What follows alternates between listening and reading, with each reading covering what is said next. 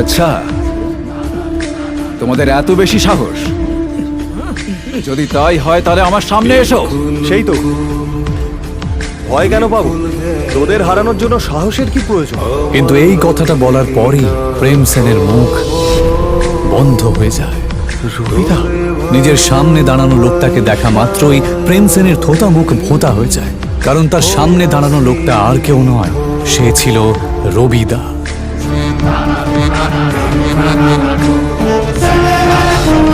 তাদের সবার লাল চোখ দেখে এটা বোঝা যাচ্ছিল যে তারা এখানে প্রেম এবং বাকি সবাইকে শেষ করতেই এসেছে। তাদের তিনজনের অবস্থাপন্ন পরিবারের লোকেরা সুরক্ষার ভয়ে যেই রবিদাকে টাকা পাঠায়, আজ সেই রবিদাকে সে খেপিয়ে দিয়েছে। এইমাত্র আমাকে কে চ্যালেঞ্জ করলো? দাদা, আমি তো ঠাট্টা করছিলাম, আমি জানতাম না ওখানে আপনি দাঁড়িয়ে আছেন। আমায় ক্ষমা করে দিন। ও ঠাট্টা করছিল বুঝি?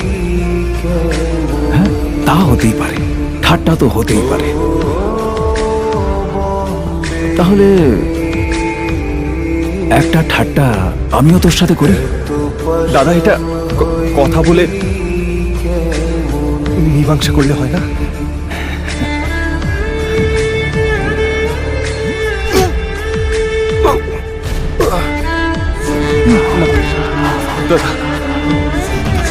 ক্ষমা করে দিন।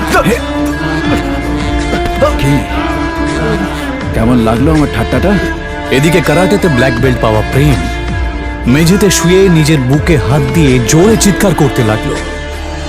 পারস আর রাজ এটা দেখে অবাক হয়ে যাচ্ছিল। এইসব দেখে ওরাও রবিদার পায়ে পড়ে প্রাণ ভিক্ষা চায়। হাসবি না দাদা।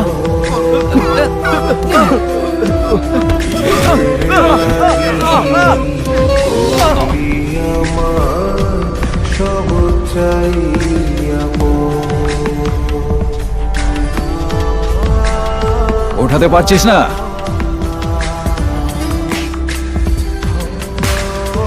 প্লে কর। মার! সবাই এবার চিৎকার করে কাঁদতে লাগে। এইসব দেখে রূপালী আর রুষা ঘাবড়ে যায়। তারা দুজনেই কিছু বুঝতে না পারলেও রূপালী আর রুষা এটা ভালো করেই বুঝতে পারছিল যে এই ছেলেগুলোর জন্য ওরা অনেক বড় একটা বিপদের মধ্যে পড়েছে। রবিদা নিজের চোখের সামনে এইরকম একটা নাটক দেখে খুব আনন্দ পাচ্ছিল। আমি এটা জানতাম যে ওই মোটা লোকটা শুধুমাত্র একজন মাতাল নয়, কিন্তু এটা আমি দুঃস্বপ্নেও ভাবিনি যে ওই মোটা লোকটা রবির পরিচিত। যাকে রুষাকে যতক্ষণ না কেউ কিছু করছে, আমি এসবের মধ্যে নাক গলাবো না। রবিদা বাকি তিনজনের দিকে না তাকিয়ে শুধুমাত্র এই বড়লোক বাবা মার বেকার তিন সন্তানকে মার খেতে দেখতে থাকে। এক মিনিট, এই শোন, আগের হাত পা ভাঙবি, তারপরেও যদি এর মুখ বন্ধ না হয়। থামুন থামুন, এবার থামুন, অনেক হয়েছে। রুষা এই কথাটা বলা মাত্রই রবিদা আওয়াজটা যেই দিক থেকে আসছে সেই দিকে তাকায়। তারপর অয়ন রয় চৌধুরী।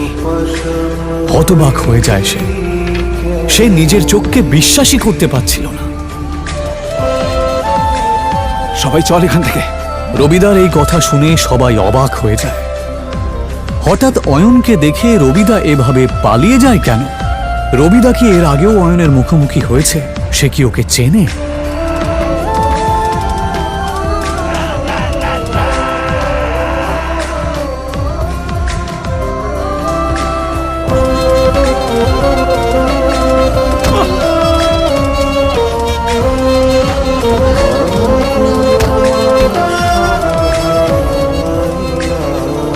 সত্যি কি অয়ন একজন আরবপতি?